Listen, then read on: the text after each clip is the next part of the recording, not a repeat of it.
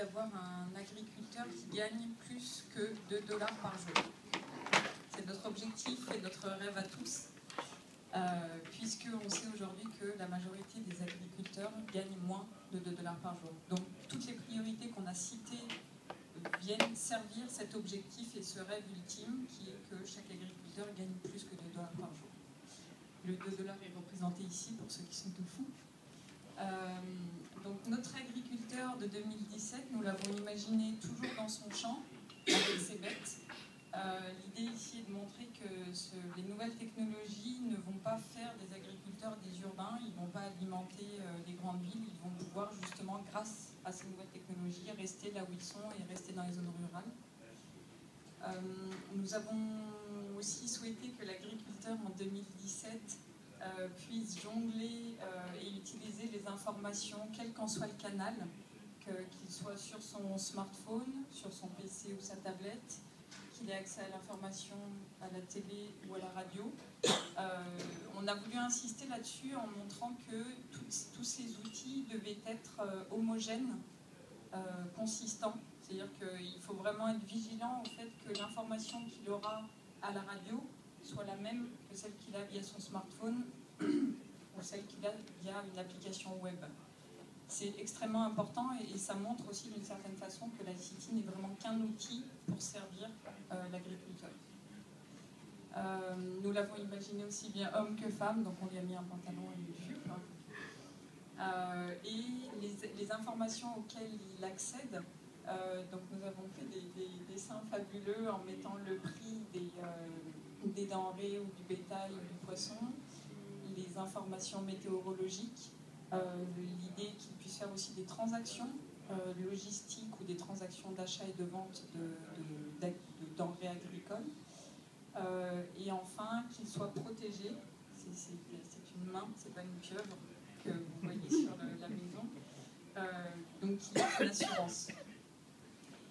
Du coup, on a voulu prioriser ces services en rêvant un peu, en disant que d'une façon complètement basique, il fallait bien s'assurer, avant de rajouter quelques services que ce soit, la couverture réseau, donc une couverture réseau alimentée par l'énergie aussi, on a oublié, mais on l'a pensé très fort. Donc une bonne couverture réseau granulaire, de l'information et de l'éducation aux nouvelles technologies, comment utiliser un feature phone, comment utiliser un smartphone, comment utiliser une tablette, comment utiliser le web, un ordinateur.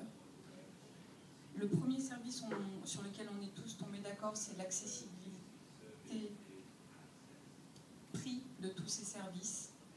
Donc pardon, c'est pas un service de contenu, mais c'est faire en sorte que le prix d'accès à Internet, le prix d'un terminal, même si c'est un terminal low cost, soit accessible pour le panier moyen, pour un agriculteur moyen. Ensuite, le premier service, donc c'est le prix, l'information des prix. On a scindé en deux systématiquement parce qu'il nous a paru aussi autant important de diffuser les prix que de bien les collecter. C'est-à-dire qu'il faut, à notre avis, mettre autant d'efforts à ce qu'une bonne collecte d'informations sérieuses, régulières, fréquentes, adéquates soit mise en place, que s'atteler à faire en sorte que ces informations soient diffusées auprès des bonnes personnes. L'un et l'autre sont autant importants. Aujourd'hui, on parle beaucoup de diffuser l'information, à mon sens, mais vu de ma fenêtre, on parle beaucoup moins de comment s'assurer que la collecte soit faite d'une bonne façon, sérieuse, durable. Ensuite, on a pensé aux informations météorologiques, la pluviométrie en particulier, mais globalement toutes les informations météo qui peuvent aider à la décision des agriculteurs. Pareil, il faut que cette information soit collectée de façon sérieuse, assez granulaire, c'est-à-dire qu'une information nationale ne servira pas à un agriculteur. Et la façon dont elle sera diffusée aussi est importante, qu'elle soit visuellement compréhensible et interprétable par les agriculteurs. Enfin, nous avons mis en 4e position les informations sur les transports.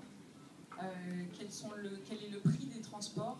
Très important pour la prise de décision d'un agriculteur. Est-ce qu'il vend sur pied ou est-ce qu'il vend en bord de son champ ou est-ce que lui va prendre en compte le coût des transports pour l'amener directement au marché où il qu'il aurait une meilleure plus-value. Donc le coût et aussi les transporteurs, où est-ce qu'ils passent pour essayer de grouper les commandes. Donc c'est un peu les plannings et les lieux de passage des transporteurs.